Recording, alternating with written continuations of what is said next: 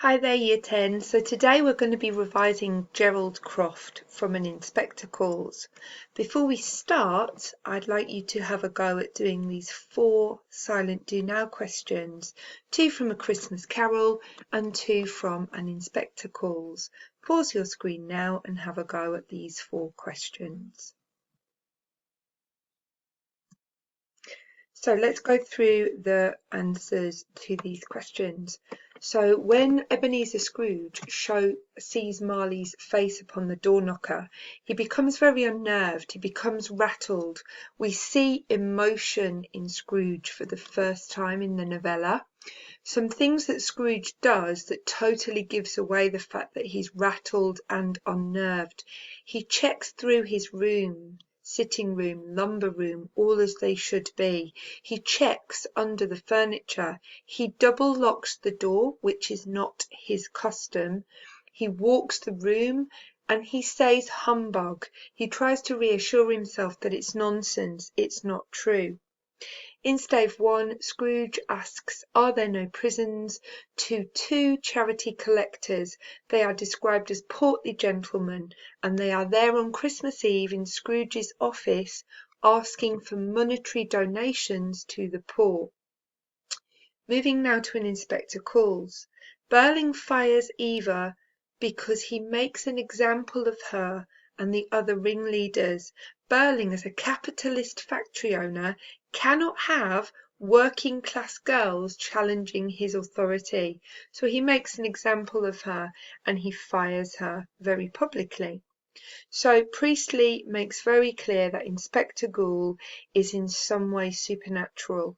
3 ways he does this. First of all, his name, Inspector Goole, that's a type of spectre or ghost. The fact that he's omniscient, he knows everything, including the future, suggests that he is more than a mortal man. And also the fact that Goole disappears without a trace at the end of the play are clear signs that he is more than just an ordinary mortal man. Okay, so today we are going to be looking at Gerald Croft. We are going to look at Priestley's characterization of this character. We're going to look particularly at the methods Priestley uses when he communicates the character of Gerald and the meaning and effect created for the audience. So as a starter, what I'd like you to do is, in a moment, I want you to pause the screen, give yourself 60 seconds on the clock, and in those 60 seconds, brainstorm how many facts you can recall about Gerald. You might want to think about who he is, what he looks like, personality, his class, his generation, political views, occupation, his relationship to other characters, and his dealings with Eva Smith. Give yourself 60 seconds on the clock, pause the screen, and brainstorm. Okay, so we will go back to that 60-second brainstorm at the end of our time today. We're going to press ahead now and we are going to look at a selection of information in the text concerning Gerald Croft. Now, we've already studied this play. We know the character of Gerald Croft fairly well. Something I need you to understand. All of the quotes, all of the language, all of the information in this play relating to Gerald are deliberate, conscious choices that Priestley makes. Priestley very cleverly and very deliberately communicates Gerald to the audience. The conscious choices that a playwright makes when he's communicating a character, it's called characterization.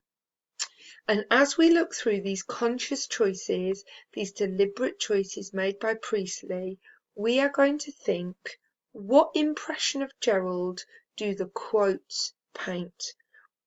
What impression of Gerald do we as an audience get from the choices made by Priestley? So first thing we're going to do is we're going to look at Gerald Croft right at the start of the text. And you can see there that we've got 3 pieces of information directly from the stage directions, which we looked at yesterday. He's an attractive chap, about 30, too manly to be a dandy. He's a well-bred young man about town. What I'd like you to do is I'd like you to pause the screen and I'd like you to read between the lines and I'd like you to make inference. There are 3 questions there. How might Gerald's appearance link to his behaviour? What are the connotations of manly? Man about town. What does that suggest about Gerald's experience of the world? I want you to pause the screen now and I want you to have a go at thinking deeply about those 3 questions on the screen. Okay, let's go through these questions together. Gerald is attractive, he's good looking. Perhaps he's used to getting his own way. Perhaps he's used to being a hit with the ladies. Perhaps that might explain his behaviour and his treatment of Eva later on in the play. The fact that he's confident, he's attractive, he's manly, and the connotations of manly are strong. You know, he is a man, he's strong, you know, he's to be obeyed, he's confident. And this phrase here, man about town. A man about town has experience of the world. That suggests that Gerald is not naive. Gerald is not innocent. Gerald knows fully well how the world works. He knows that the Palace Bar is a haunt of prostitutes. That suggests that Gerald has been round the block a few times. He knows how the world works. He is not innocent. He is not naive or gullible. And that says something about Gerald right at the start of the play. Let's move on now and look at how Gerald interacts with the Burling family. We've got 4 quotes here. He insists upon being one of the family. When they are drinking toasts, Sheila says, who can she drink to? You can drink to me, he says to his wife-to-be. When he finds out that Burling sacked Eva, he says, you couldn't have done anything else. We'd have done the same thing. And lastly, when the inspector is getting close to the truth about him and Daisy Renton, he says, I think Miss Burling ought to be excused. She's had a long, tiring day.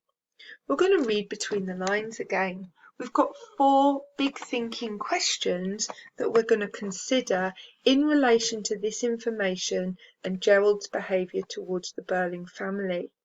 First thing, why is Gerald, an upper-class gentleman, insisting on joining the family of a middle-class, self-made man? 2. How do we as an audience feel about Gerald asking his wife-to-be to drink to him, to toast him, and why do we feel that way? Why does Priestley choose to show Gerald agreeing with Burling? What's the point of that? And why does he want Sheila to be excused? Why does he want Sheila to be allowed to leave the room? What might that show? Okay, I'm going to ask you to pause the screen and I'm going to ask you to spend 1 minute to 2 minutes thinking about these big questions to do with Gerald's behaviour towards the Burlings. So why is Gerald insisting on joining the family of a middle-class man? Well, if we were cynical, we might, obviously he's engaged to Sheila Burling. He is joining the family through marriage. But if we were cynical, we might infer that Gerald is marrying Sheila for monetary reasons. He is looking to make an alliance, a merger between Croft Limited and Burling and Company. Perhaps Gerald sees his joining the family in financial terms. If we were cynical, we might think that. Does he really love Sheila? He's cheated on her with another woman. We might presume that perhaps the engagement is more a business deal than anything else. Number 2, how do we feel about Gerald asking his wife-to-be to drink to him? Well, it makes us feel quite uncomfortable. It shows Gerald to be quite a chauvinist, that his wife should be drinking to him, raising her glass to him.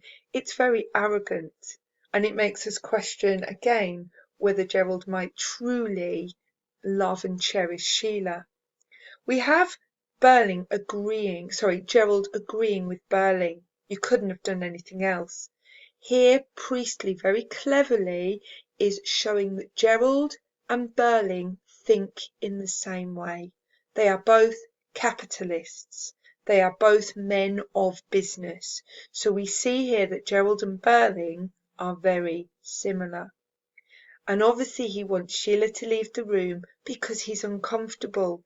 Yes, he is pretending perhaps to want to protect Sheila from unpleasantness, but really he is very uncomfortable. He knows that his adultery is about to be revealed, which shows that even then he's trying to protect his own reputation.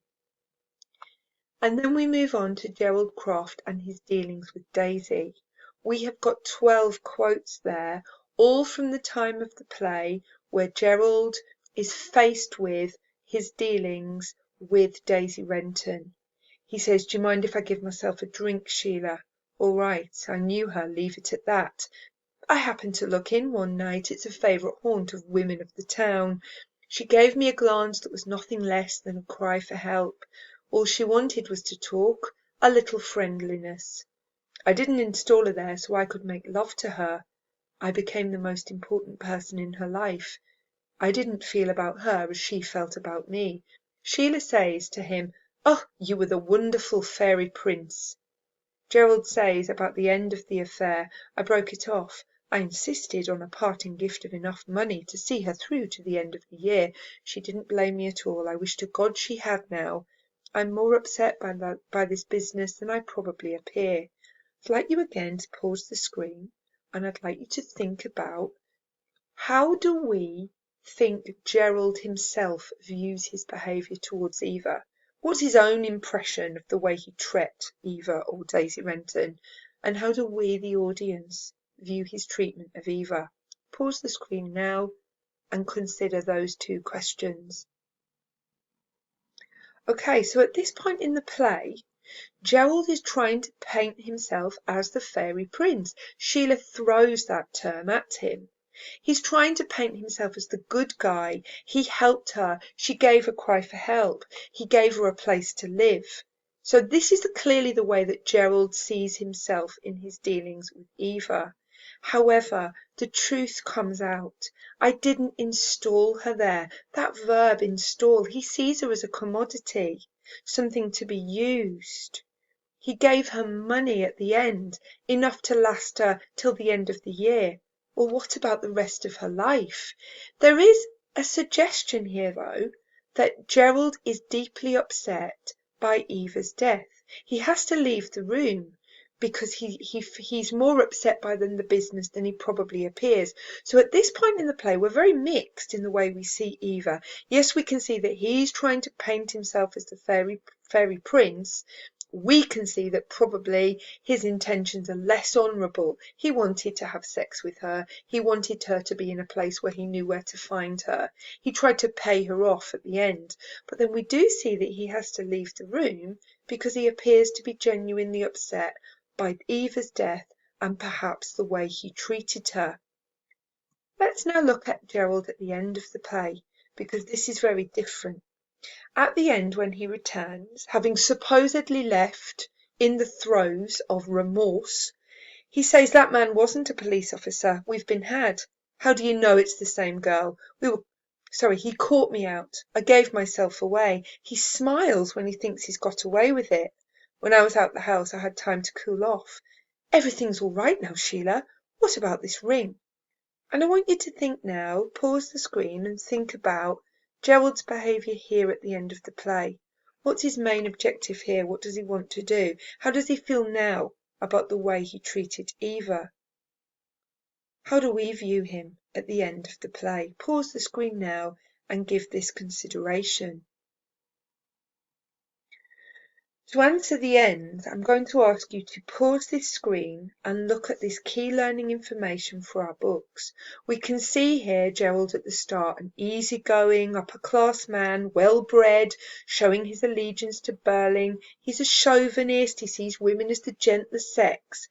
In the middle, we see that although he's gone to the palace bar knowing it was prostitutes, he seems determined to cast himself as the fairy prince, saying he didn't use her just for sex, and then he seems genuinely upset. But at the end, we can see he's hell-bent on proving that it's all been a hoax. He's more bothered at being caught out. He smiles when he thinks he's got away with it. So actually he reveals himself at the end to be shallow and self-absorbed. What I want you to do now is to copy that key information down in your book.